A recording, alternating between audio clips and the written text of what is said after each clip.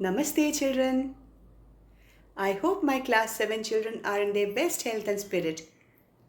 Now, I shall take a new lesson, Quality, page 71, written by John Glassworthy. It is a simplified and abridged version. What is the meaning of abridged? Abridged means the contents remaining the same, only certain sentences and words are omitted. Okay? The main content is the same and it is very much simplified. Now, why is the title Quality given, children? Because the entire chapter is about the spectacular quality of the boots made by a German shoemaker called Gessler. And the title aptly refers to the quality of boots made by him. He is so perfect in his work that he leaves no stone unturned for his customers. The customers feel so comfortable wearing his shoes. Okay? Now, can a shoemaker be called an artist? Yes, if he has the same skill and pride in his trade as any other artist, and the same respect for it too. An artist has skill and pride in his work. He puts in his heart and soul. Understand? And he has the same respect, same love for he has a love and respect for his work.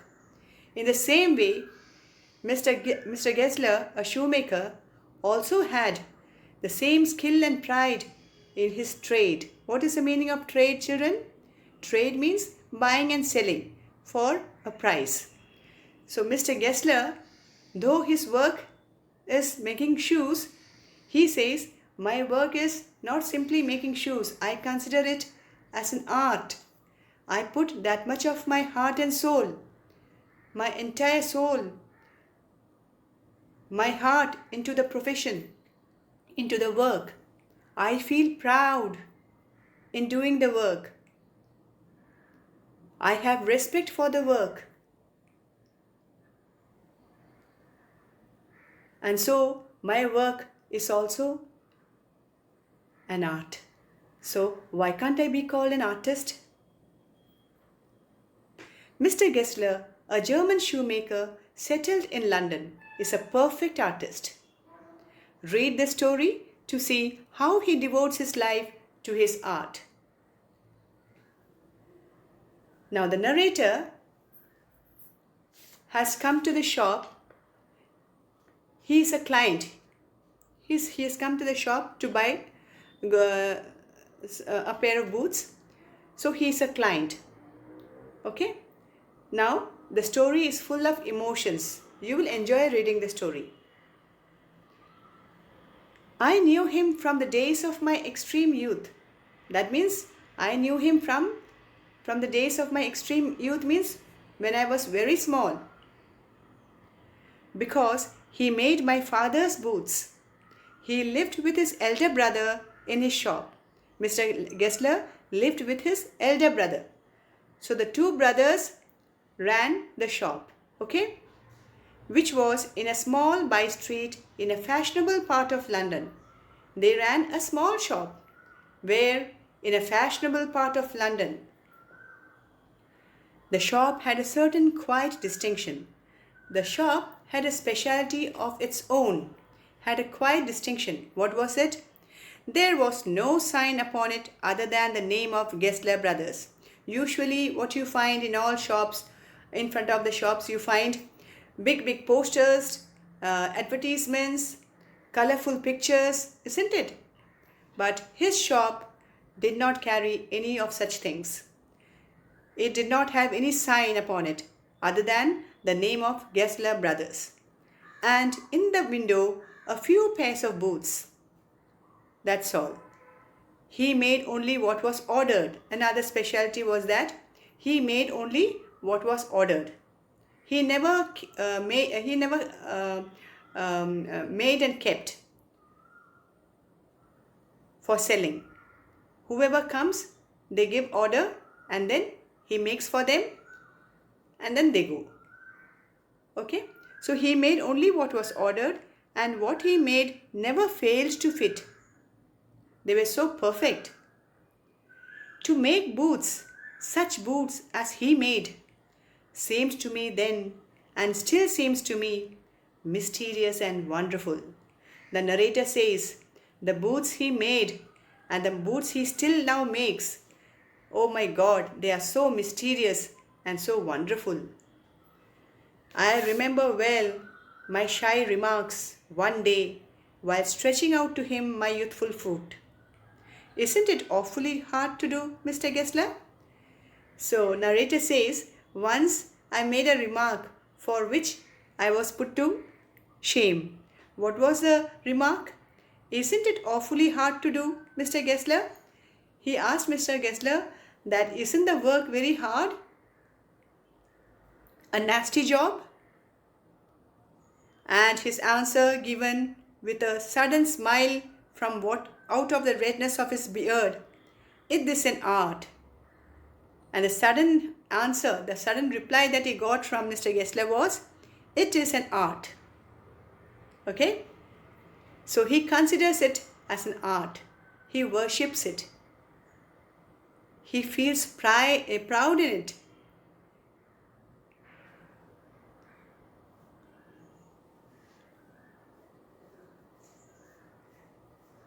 Now, it was not possible to go to him very often.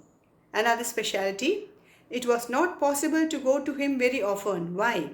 Because his boots lasted terribly. That means his boots lasted long. What is the specialty of the present day shops, children? Shoe shops? Yes, if you buy shoes from their shops, they will only last for either 6 months or maximum 1 year, isn't it? But the shoes that you buy from Mr. Gessler's shop, they last for a long time. So that is also another specialty. Why?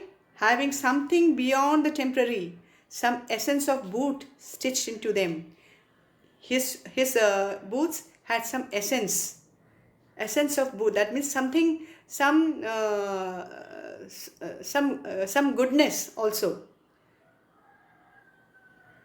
Essence of boot stitched into them. Some goodness of the boots, some goodness of the work, some goodness of his quality is also stitched into them.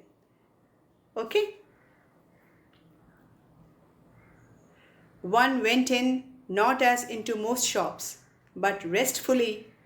That means one went in means a customer goes into his shop either to take rest. You cannot expect the customer to return back soon. You can go there and take some rest and then get your work and get your things done and then come back. Okay, so you can take rest over there. That's what the narrator means. One went in not as into most shops. As most shops, what do? We go, buy and come, immediately come, isn't it? But if you go into Mr. Gessler's shop, such things cannot take place. You have to take some rest over there. You have to sit there for some time. But restfully, as one enters, just like as one entering a church. And sitting on the single wooden chair, waited. A guttural sound, that means the narrator says he hears all these sounds. If one enters the shop, the customer hears all these sounds. What sounds?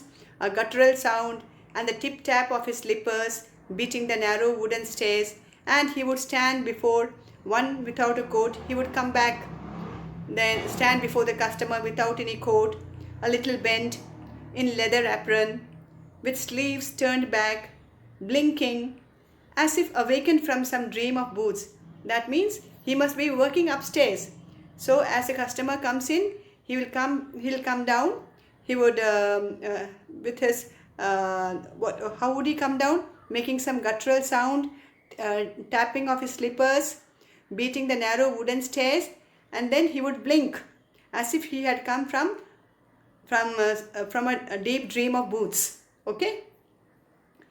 And I would say, "How do you do, Mr. Gessler? Could you make me a pair of Russian leather boots?"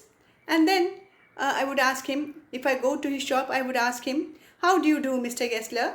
Could you make me a pair of Russian leather boots?" Without a word, he would leave me. So as soon as I would ask him, "Mr. Gessler, what would he do?" He, without any word, he would leave me, retiring whence he came. That means from where he came, he would go there or into the other portion of the shop, and I would continue to rest in the wooden chair, inhaling the incense of his trade. And what I would do, I would again have to wait. I would again have to take some rest in the wooden chair, inhaling the incense of his trade, the smell of his trade. Okay?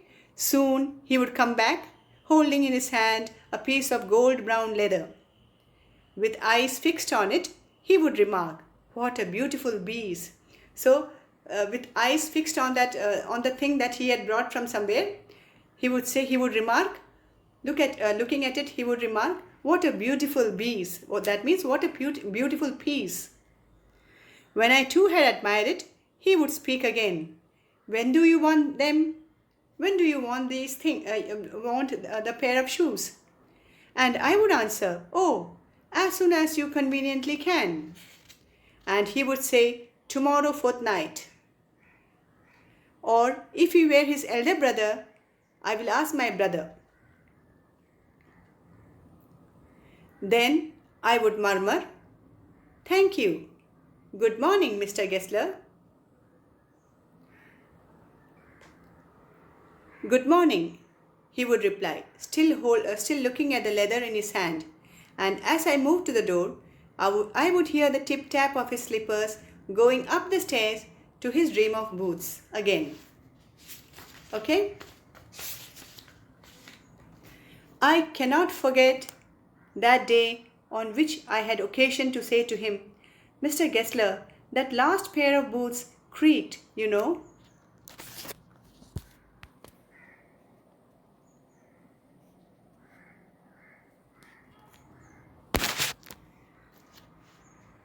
The narrator says, "I cannot forget that day."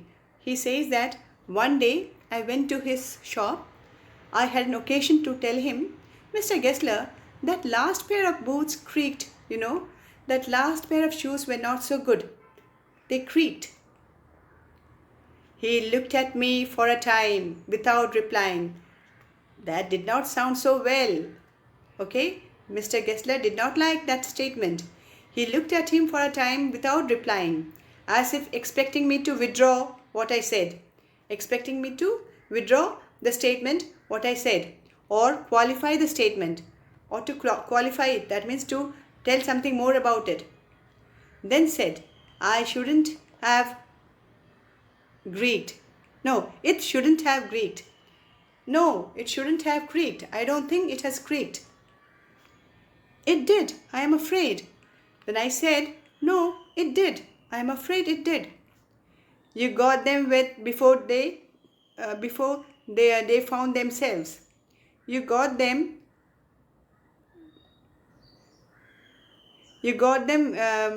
wet.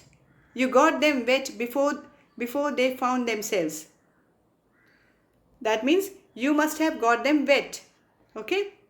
"I don't think so." At that, he lowered his eyes, as if hunting for memory of those boots, and I felt sorry I had mentioned this grave thing.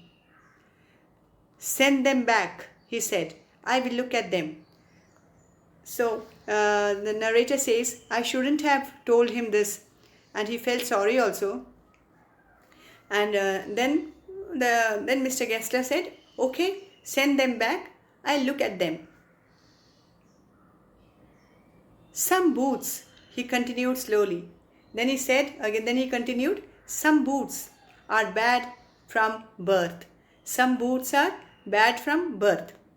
If I can do nothing with them, I take them off your bill." So he says, some boots are bad from birth.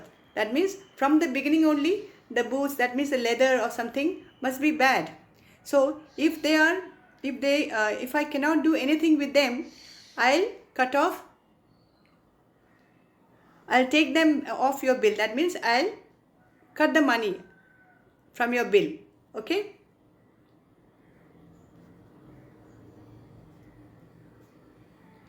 Once only, I went absent-mindedly into his shop in a pair of boots bought in an emergency at some large firm. So again here the narrator says, once I went absent-mindedly into his shop in a pair of boots bought in an emergency at some large firm. I went into his shop with a pair of boots that I had bought in an emergency from a large firm. He took my order without showing me any leather, and I could feel his eyes penetrating the inferior covering of my foot. At last he said, "Those are not my boots." So he took my order without showing me any leather. He took my order without showing me any leather, and I could feel his eyes penetrating the inferior covering of my foot. And what did I find is, I found him looking at my pair of shoes that I was wearing, at the inferior covering of my foot. At last he said, "Those are not my boots. Those pair of shoes that you are wearing, they are not mine." The tone was not one of anger, nor of sorrow, not even of contempt, but there was in it something quiet that froze the blood. So narrator said, what did the narrator say? He said that the tone with which he made this remark, "Those are not my boots," they were not of anger, they were not of sorrow, they were not of contempt, but there was in it something quiet that froze the blood. That means there was something that froze my blood. That means that opened my eyes. He put his hand down and pressed a finger on the place where the left boot was not quite comfortable. He put his hand down and pressed a finger on the place where the left boot was not quite comfortable.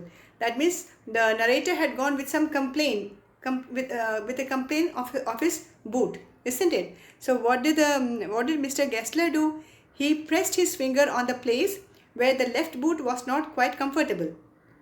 It hurts you there. That he is asking narrator. It hurts you that in this place, isn't it? Those big firms have no self-respect. And then, as if something had given way within him, he spoke long and bitterly. So he comments about those big firms. Okay, he says those firms have they have no self-respect. And then he was talking long and bitterly about those firms. It was the only time I ever heard him discuss the conditions and hardships of his trade. And at that time, that was the only time when the narrator heard Mr. Gessler opening his mouth and speaking something about the condition, about the hardship that he was facing, that his trade was facing. What was the specialty of his trade, children? He was doing the work with his hand, while in big shops they are done with machines. That is the difference. He is putting his heart, soul, his hand, he's working with his hand, he's working with lot of dedication, isn't it? But there in big shops and all, in malls, they're all made ready-made with machines working on them. Okay, so that is the difference. So at that time he says, people like us have a lot of hardship and we are running under bad conditions. We are reeling under bad conditions. Okay, we are not given proper respect. Our work is not being respected by others. They all go to big firms. They go to big malls. Nowadays, he talks about that was only time when he opened his mouth and he talked about his hardship and the conditions that people like him were facing at that time. Okay. They get it all, he said. And above that, they get an order. How do these big firms get their order? They get through advertisements. They have they spend a lot of money on advertisements. Okay. While shops like Mr. Gessler, they don't have any advertisement. They get it all, he said. They get it by advertisement, not by work. They take it away from us. So he's complaining now. That was the first time he was complaining. So he says, they take it away from us who love our boots. Who love our boots. So those who loved our boots one day, now they are going to these big malls. The why? Because they are looking at the advertisements, such attractive advertisements. Those advertisements are attracting the customers who were once coming to us. So now we are remaining penniless.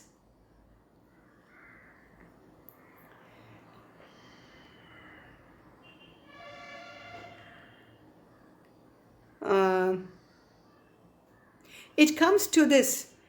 Presently, I have no work. Every year it gets less. So, in a nutshell, it comes to this means now where are we now standing? It comes to this that presently I have no work. Every year it gets less. And looking at his lined face, I saw things I had never noticed before. Bitter things and bitter struggle, and what a lot of grey hairs there seemed suddenly in his red beard. So, when he was making all sort of remarks, I looked at Mr. Gessler's face, the lined face, and I saw things I had never noticed before. Bitter things I could read out. Bitter things I could read out the bitter struggle that he was coming across. Okay, that he was overcoming, and what a lot of grey. And because of the struggle, his hair had turned grey, and what a lot of grey hairs there seemed suddenly in his red beard, and also his red beard had turned into grey beard. Okay, as best I could, I explained the circumstances of those ill-omened boots. But his face and voice made so deep an impression that during the next few minutes I ordered many pairs. So I tried to console him, but his face and voice made so deep an impression that during the next few minutes I ordered many pairs. So the narrator says that looking at his face, I felt so bad that during the next few minutes I ordered as many boots as I could, as many pairs of boots as I could to make him happy. They lasted longer than ever, and I was not able to go to him for nearly 2 years. And you know the speciality of his boots. His boots lasted terribly longer. Okay? His boots lasted terribly longer, and the narrator had ordered so many pairs of shoes that he did not have to go to him for nearly 2 years. It was many months before my next visit to his shop. This time it appeared to be his elder brother handling a piece of leather. So after many months, I just paid a visit to his shop. At that time, it was his elder brother handling a piece of leather. "Well, Mr. Gessler," I said, "how are you?" He came close and peered at me. "I am pretty well," he said slowly, "but my elder brother is dead." So, so this time it was his, it appeared to be his elder brother. So he said, "Well, Mr. Gessler," I said, "how are you?" He came close and peered at me. "And I am pretty well," he said. He said slowly that my elder brother is dead. So this man, he looked older to the narrator. But actually, this Mr. Gessler said that his elder brother is no more. Okay, but the narrator felt this was the elder brother. He was looking so old, so fragile. So children, I am stopping over here. I hope you have understood the lesson. If you have any doubt, I'll clear it in the next online class. Okay, so read this much, read this portion, read well, try to understand. If you have any doubt, I'll clear it in the online class. So till then, bye bye children. I hope you have liked this part, this story. Yes, you will like it children. It's a lovely story. So see you.